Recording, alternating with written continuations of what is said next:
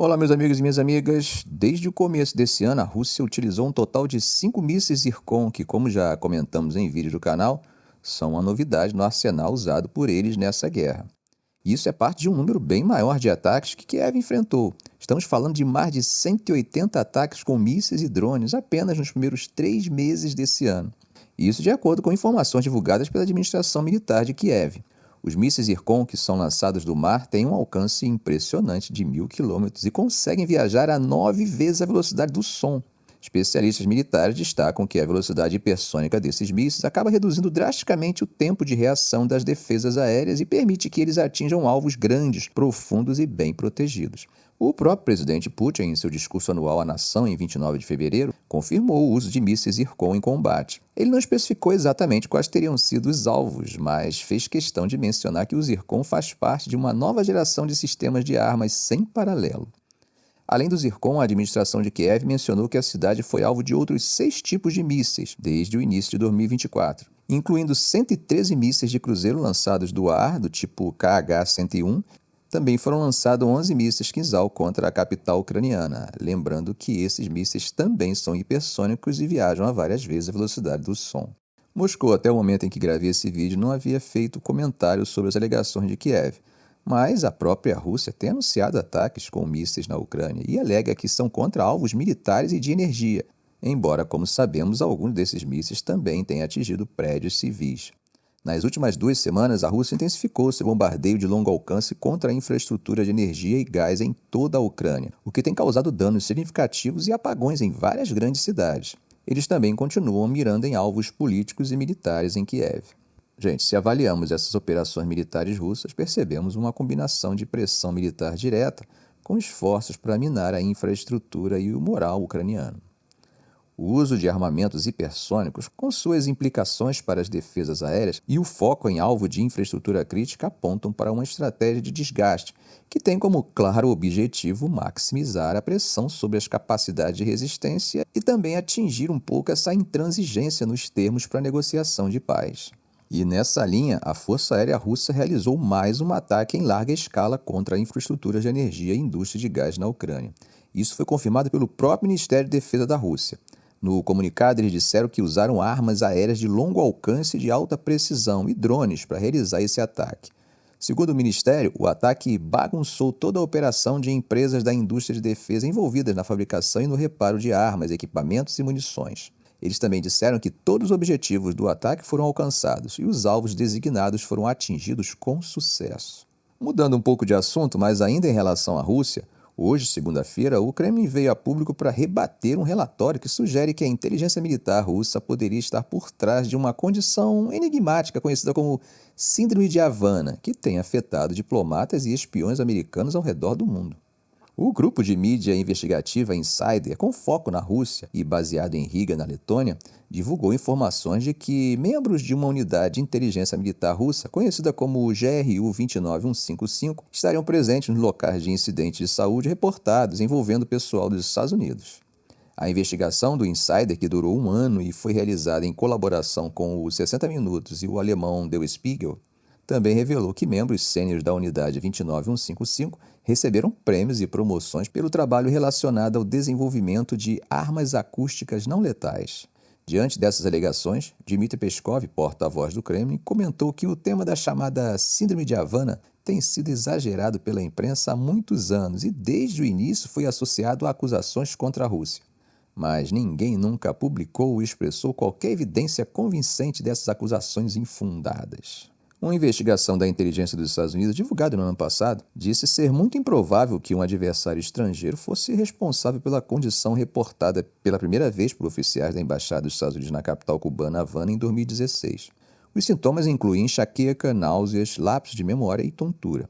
O relatório do Insider sugere que o primeiro incidente de sintomas de Síndrome de Havana pode ter ocorrido antes de 2016, apontando que ataques prováveis ocorreram 2 anos antes em Frankfurt, na Alemanha, quando um funcionário do governo dos Estados Unidos foi nocauteado por algo semelhante a um forte feixe de energia. Bom, gente, saindo das conspirações e das hipotéticas atuações da espionagem internacional, vamos dar uma olhadinha no recente relatório, ou melhor, na nota da Força Aérea da Ucrânia sobre sua atuação na última noite, que foi marcada por ataques russos. Segundo a nota, a Força Aérea Ucraniana derrubou 2 dos 3 drones Shahed lançados pela Rússia durante a noite. O Estado-Maior não forneceu mais informações sobre o ataque em seu relatório no Facebook. Separadamente, o Ministério da Energia da Ucrânia informou que equipamentos em uma subestação de energia na região sul de Zaporizhia foram danificados após um ataque de drone. Não ficou claro que tipo de drone foi utilizado. Apesar disso, a noite foi relativamente tranquila para a Ucrânia, seguindo uma série de ataques à infraestrutura energética do país que a Rússia intensificou há mais de uma semana. Enquanto isso, na Ásia, temos alguns relatos que trariam alguma luz sobre as expectativas de Taiwan sobre a possibilidade de uma invasão chinesa. Isso mesmo, a presidente de Taiwan, Tsai Ing-wen, está no centro de um redemoinho de boatos que começaram a circular em 2021 e ganharam força novamente às vésperas das eleições gerais de janeiro de 2024 na ilha. Reza a lenda, ou melhor, um relatório não comprovado, que Tsai tem um plano de fuga que envolve um avião dos Estados Unidos, caso estoure uma guerra com a China. E não para por aí. Há histórias de que ela distribuiu passes de fuga VIP para os seus confidentes. Essas histórias, que soam mais como um enredo de filmes de catástrofe nuclear, foram alimentadas em Taiwan por veículos de mídia estatais chinesas. E isso segundo análise encomendada pela Reuters ao Centro de Pesquisa do Ambiente Informacional, o IORG, uma ONG baseada em Taiwan. A análise do IORG aponta que a história de que Tsai planejava fugir caso a guerra eclodisse e que os exercícios militares de Taiwan eram ensaios para essa fuga teve origem em uma fonte controlada pelo Partido Comunista Chinês em junho de 2021 e foi rapidamente espelhada por outras fontes oficiais de notícias chinesas. Taipei já negou esses relatórios várias vezes, afirmando que são falsos. Bom, o governo não detalhou publicamente seus planos caso realmente aconteça um conflito. A Reuters não conseguiu determinar de forma independente a existência desses planos de fuga. A IORG, formado por cientistas sociais e analistas de dados, financiado por instituições acadêmicas e organizações apoiadas financeiramente por Grã-Bretanha e Estados Unidos, encontrou mais de 400 histórias retratando os exercícios militares, incluindo os treinamentos anuais Hankuang, como ensaios para a fuga da liderança de Taiwan. Segundo a IORG, isso parece ser uma tentativa concertada de Pequim para minar o Partido Democrático Progressista, que está no poder. Bom, gente, agora fazendo um link entre o Oriente Médio e a Rússia, chegam notícias de que o Irã teria alertado a Rússia sobre a possibilidade de uma grande operação terror pontim-pontim em seu território, isso logo antes daquele massacre que aconteceu na sala de concertos perto de Moscou, que nós falamos na semana passada. 3 fontes informaram à imprensa que o Irã, que nós sabemos que é um aliado diplomático, compartilhou informações de inteligência com a Rússia sobre o ataque iminente. Veja o que disse a fonte. Dias antes do ataque na Rússia, Teherã compartilhou com Moscou informações sobre uma possível grande operação terror pontinho-pontinho dentro da Rússia, que foram adquiridas durante interrogatórios daqueles presos em conexão com atentados mortais no Irã. Uma segunda fonte que pediu anonimato devido, é claro, à sensibilidade da questão, disse que as informações fornecidas por Teherã a Moscou sobre um ataque iminente não continham detalhes específicos sobre o momento e o alvo exato, mas que os militantes presos teriam sido instruídos a se prepararem para uma operação importante na Rússia. Um deles disse que alguns membros do grupo já haviam inclusive viajado para o país. Uma terceira fonte, um alto oficial de segurança, disse: como o Irã tem sido vítima de ataques por anos, as autoridades iranianas cumpriram sua obrigação de alertar Moscou com base nas informações adquiridas desses prisioneiros. E aí, o que vocês acham que a Rússia tem a dizer sobre isso? Bom, questionado sobre o relatório da Reuters, o porta-voz do Kremlin, Dmitry Peskov, disse: eu não sei nada sobre isso.